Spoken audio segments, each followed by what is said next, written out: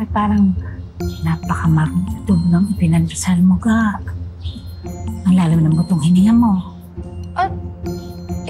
Kasi po, nagpapasalamat po ko sa Diyos na hindi niya po tayo pinapabayaan. Hindi niya po hinahayaan na may mangyari po talagang masama sa atin. Oh, ay bakit? May nangyari bang masama sa'yo? Sino ka? Nasa si Ma'am Ramon!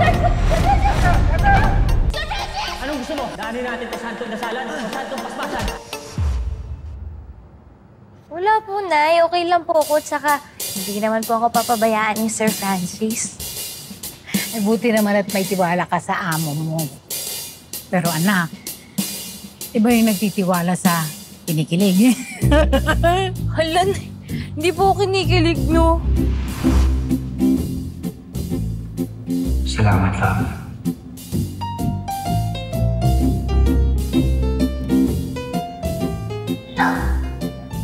Yes, love you.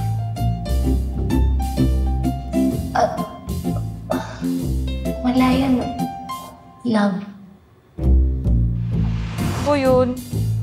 Basta anak, eto ha, minsan ko lang sasabihin sa'yo. Yung trabaho na pinasok mo, di yan gaya ng iba na kaya mong ihiwalay ang personal mo. Sa totoo lang, napaka-personal niyang ginagawa mo. Yung magpanggap na asawa. At dahil dyan, hindi mo maiiwasang maapektuhan yung damdamin mo. Nay, wala po akong nararamdaman kay Sir Francis. Oo. Eh, hindi ka naman tao kung wala kang nararamdaman. Ang masama, kapag inaksyonan mo, yung nararamdaman mo. Nay, alam ko naman po na ginagawa ko lang po ito para po sa'yo. Tsaka, alam ko po yung limitasyon ko. Alam ko po na trabaho lang po ito. Ginoo, palakasin niyo po at patatagin ang anak ko. Sana'y huwag po maging marupok ang pagkataon niya.